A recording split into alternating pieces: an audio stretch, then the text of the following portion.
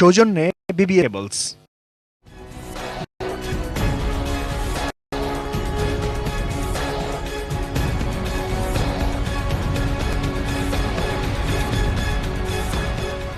ঈদ আসলেই গোটা দেশে ছড়িয়ে যায় উৎসবের রং, আর ফাঁকা হয়ে যায় ঢাকা। তাতেই বসবাসের অযোগ্য এই শহরটা বনে যায় তিলোত্তমায়। প্রিয় দর্শক, নানা ইস্যুতে আপনাদের মতামত নিয়ে সাজানো আমাদের নিয়মিত আয়োজন বিআরবি কেবলস প্রেজেন্টস আমাদের কথায় স্বাগত জানাচ্ছি আমি সাদাত হাবিব সেতু। শুনবো এই ফাঁকা ঢাকায় আপনার অভিজ্ঞতাটা। তবে তার আগে জেনে নিব এই নিয়ে করা আমাদের একটি রিপোর্ট। সহকর্মী আহমেদ রাব্বি তানিম তৈরি করেছেন এই রিপোর্টটি। চলুন দর্শক, রিপোর্টটি আগে দেখে নিই।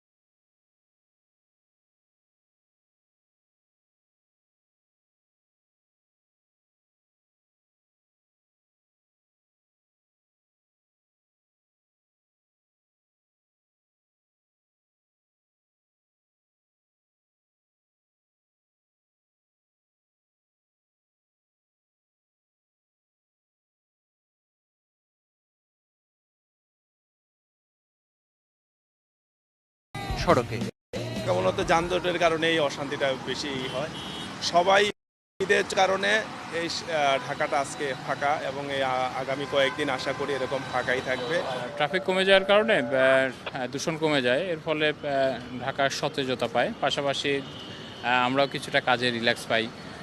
সব মিলে এরকম হলে তো ভালোই হয়। তবে ঈদের ছুটিতে পরিবহন সংকট আর বেশি ভাড়ার ঝামেলাটা পোহাতেই হবে অনেককে। রাস্তা ফাঁকা হলে আমাদের ইনকামও কমে যায়।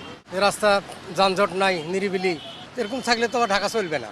ফাঁকা ঢাকার সড়কে যানবাহনের বেপরোয়া গতি অনেক সময়ই নিয়ে আসে অপ্রত্যাশিত দুর্ঘটনার খবর।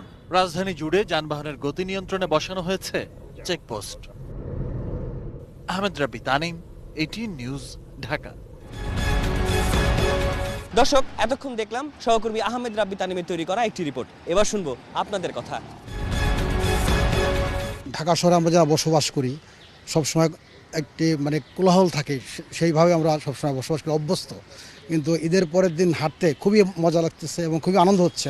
মনে হচ্ছে যে আমি ফ্রেশ একটা অক্সিজেন নিচ্ছি, লোক সংখ্যা কম। এভাবে যদি ঢাকা শহরটা থাকতো আসলে খুব ভালো লাগতো। বৃষ্টি এবং ঢাকা ফাঁকা হওয়ার আগে বাংলাদেশের air quality was the worst the world, পৃথিবীর মধ্যে সবচেয়ে খারাপ ছিল। তো জাস্ট এই বন্ধ এবং হালকা বৃষ্টি এটা মিলে আমাদের অলরেডি মিডিয়াম ক্যাটাগরিতে চলে আসছে। সো এখন সবচেয়ে খারাপ নাই, ভালো হয়ে গেছে। সেটা তো একটা টেকনিক্যাল টার্মস, বাট আমরা আসলে ফিল করতে পারি। স্পেশালি এইখানে ফুলের গন্ধ পাওয়া যাচ্ছে চারদিক থেকে আসা, কদম টদম ইত্যাদি। সো পলিউটেড হয়ে গেলে তো এটা আর কিছু পাওয়া যায় না। রাস্তাগুলো একদম ফাঁকা থাকে এবং ওই দিন একটা খুব মজার দেখছিলাম, ওই যে মিম বানায় না, মিম যে এখন এক জায়গা থেকে আরেক জায়গায় যেতে 10 থেকে 15 মিনিট লাগছে, এটা আরেকটা ডিপ্রেশনের ব্যাপার হয়ে গেছে। সময় কি করবে এত মানুষজন। তো ডেফিনেটলি রাস্তাটা যে অনেক ফাঁকা থাকে এটা একটা অনেক বড় ভিন্ন অভিজ্ঞতা ঈদের সময়। ইউজুয়ালি তো ঈদের আগেও হাঁটাচলা হতো, তখন একটু লোক সমাগম বেশি থাকতো, কিন্তু এখন কম থাকার কারণে স্বাভাবিকভাবে গাড়ি ঘোড়া কম, বাতাসে ধুলাবালি এগুলো কম। তো এখনকার বাতাসটা একটু এক্সট্রা ফ্রেশ আর কি, যদি আমি বলতে চাই। পরিবেশ তো আমাদের এখানে অনেক ভালো, আর তো কোনো জায়গা নাই মানুষ ঘোরার জন্য, কোনো জায়গা নাই। আর অক্সিজেন একটু নিতে হইলে এই ধানমন্ডি লেক ছাড়া আর কোনো ভালো জায়গা।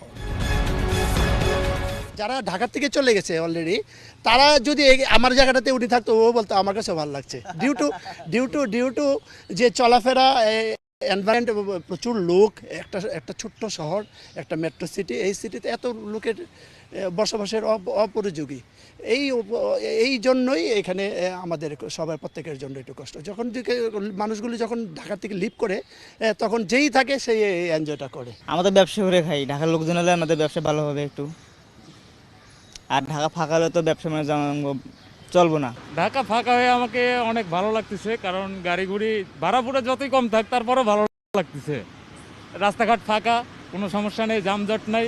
লস লাভ বড় কথা না, আমার যে লস হয়েছে এই যে 60 টাকা ভাড়া 70 টাকাতে যাচ্ছে এখন। নিউ মার্কেট থেকে 80 টাকা ভাড়া, এখান থেকে 70 টাকা যাচ্ছে, 10 টাকা বেশি, এই লস।